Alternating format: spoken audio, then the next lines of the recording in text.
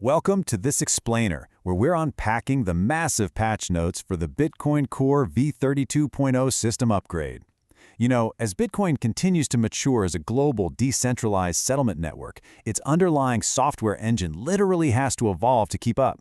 Scheduled for release in late 2026, version 32.0 isn't just some minor bug fix, it's a structural engineering marvel that builds directly on the heavy lifting done back in version 31.0. Today, we are talking about absolutely critical, under-the-hood improvements to peer-to-peer networking, mining optimizations, and privacy that are really going to define the network's future. Here is our game plan for today's explainer. We're going to hit 4 major areas. First, upgrading the miners. Second, redesigning the Mempool. Third, decentralizing pools. And finally, speed and privacy boosts. Kicking things off with Section 1, upgrading the miners, focusing on hardware versus protocol limits. Okay, so to really grasp the fix happening here, we first need to define the nonce and end version bits. You can basically think of these as the core input variables inside a block header. Miners continuously modify these fields, essentially rapidly guessing the exact mathematical solution needed to mine the next block. It's like spinning the dials on a giant combination lock. Here's the wild part.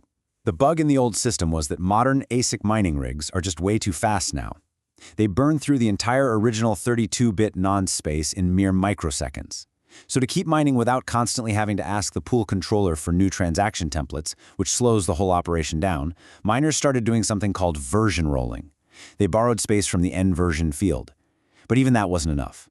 Some hardware manufacturers actually started dangerously rolling forward the end time field. They were essentially manipulating timestamp data into the future just to get more guessing room.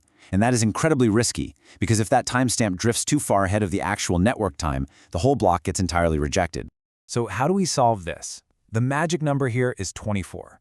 Through BIP 323, Bitcoin Core v32.0 officially dedicates 24 end version bits, specifically bits 5 to 28, as a massive new sandbox for miners. By applying a specific bit mask during validation, the software now actively ignores these bits for old soft fork signaling, which completely stops any false alarm warnings from going off. It grants miners a huge safe playground for header-only mining without ever having to resort to those risky time warp workarounds.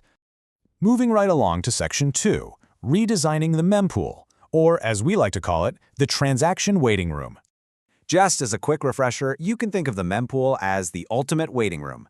It's a node's local database where pending, unconfirmed transactions just sit and wait before a miner officially and permanently writes them into the blockchain ledger. Now, v32 brings a brilliant shift to how this waiting room operates. The legacy system used something called ancestor and descendant tracking, and honestly, it was computationally expensive, incredibly complex, and most importantly, it was vulnerable to pinning manipulation, which is a really common denial-of-service attack vector used against Layer 2 networks. Well, version 32.0 scraps that entirely for the cluster Mempool. It cleanly divides the Mempool into discrete, independent transaction clusters that are neatly mathematically sorted in a strictly linear order based on their fee rates. It makes calculating the exact impact of adding or dropping a transaction completely predictable. And here is where it gets really good. This new, predictably sorted Mempool unlocks something called package relay, officially known as BIP 331. Previously, if you broadcast a low-fee parent transaction and a high-fee child transaction, a setup known as child pays for parent, older nodes would just reject the parent flat out for having the low fee. They'd never even see the lucrative child transaction attached to it. Package relay fixes this by allowing nodes to evaluate the parent and the child grouped together as a single unit. This is an absolute game changer for guaranteeing lightning-fast, highly reliable Lightning Network channel closures. But hold on a second. Before we get into how nodes actually connect and talk to each other, we have to ask a pretty massive question about network power dynamics. Who is actually choosing the transactions that go into these blocks in the first place? Which brings us perfectly to Section 3, decentralizing pools and giving power back to the individual. Back under the old Stratum v1 boss, the centralized pool operator basically controlled everything. They chose exactly which transactions went into the block, and the individual miners were essentially just blind workers providing the raw hashing power. But the native Stratum v2 integration totally flips the script here. It actually allows individual miners to construct and declare their own block templates. So how exactly does it pull this off? It's all about inter-process communication, or IPC hooks, injected directly into the node kernel. Previously, external Stratum v2 miners had to use this really fragile, resource-heavy translation proxy called a Mempool mirror. Honestly, it was a mess. Now, external SV2 miners can safely and directly pull transactions right from the node's mempool using witness IDs. This drastically cuts down on computational overhead and massively boosts the network's censorship resistance by literally handing the block-building power back to the individuals. And finally, Section 4, Speed and Privacy Boosts. Let's look at how we're optimizing the network's data flows across the globe. Right now, transaction gossip uses something called flood routing. Basically, nodes just announce every single transaction to all their peers all at once, creating a massive flood of redundant data. To kill this bandwidth-heavy process, v32.0 deploys early, also known as BIP 330. It's a clever two-step dance. First, a fan-out phase where a node only broadcasts a new transaction directly to exactly 8 target connections. Then, for everyone else, it uses a highly optimized math library called Minisketch. Nodes just exchange small, compressed sketches of their mempool states. They compare what they have and pinpoint exactly which transactions they are missing rather than shouting everything to everyone. The payoff here is huge. Erlay achieves a massive 40% reduction in peer-to-peer bandwidth. Node operators can save over 100 megabytes of data every single day. This is incredible because it significantly lowers the barrier to entry. It makes running a healthy, connected full node highly viable even in remote, bandwidth-constrained regions of the world, which ultimately protects the entire global network against partitioning attacks. And we definitely can't forget about privacy. BIP 324 seriously polishes the v2 transport protocol. Under the old v1 protocol, packet headers were just sent in plain text. That made it way too easy for an ISP or a hostile government agency to identify Bitcoin traffic. v2 encrypts the transport layer entirely. It instantly ensures that the initial handshake and all the streams that follow look completely pseudo-random to anyone watching the wire.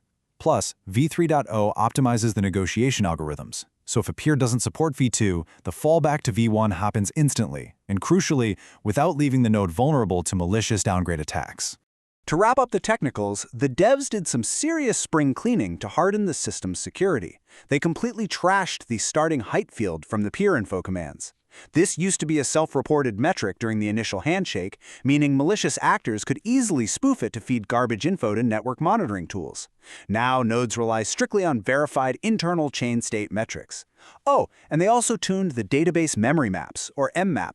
This means database reads during the initial block download phase are now highly optimized.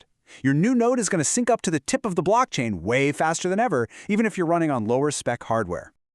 I really love how the source material sums this up. It says, Bitcoin Core v32.0 is not defined by controversial consensus changes, but rather by structural engineering of the highest caliber. And that hits the nail on the head. This update isn't about flashy, dramatic rule changes. It's about bulletproof, under-the-hood engineering that quietly but powerfully fortifies the entire system. So, taking a step back, look at what we've actually got here. We've seen how miners get a safe, hardware-friendly airspace to operate without risking those crazy time warp attacks. We've seen the mempool transform into a highly organized, mathematically predictable machine perfectly built for Layer 2 package relay. We've watched the power of block construction shift right back from centralized pools to individual miners. And we've seen how the network becomes 40% cheaper on bandwidth and highly private against outside surveillance. The engine is completely upgraded. The network has truly leveled up. This incredibly robust release proves that the base layer is stronger, leaner, and more decentralized than it has ever been. Which leaves us with one massive question to think about. With this indestructible foundation now firmly in place, what incredible systems and what new waves of global adoption is the world going to build on top of it next?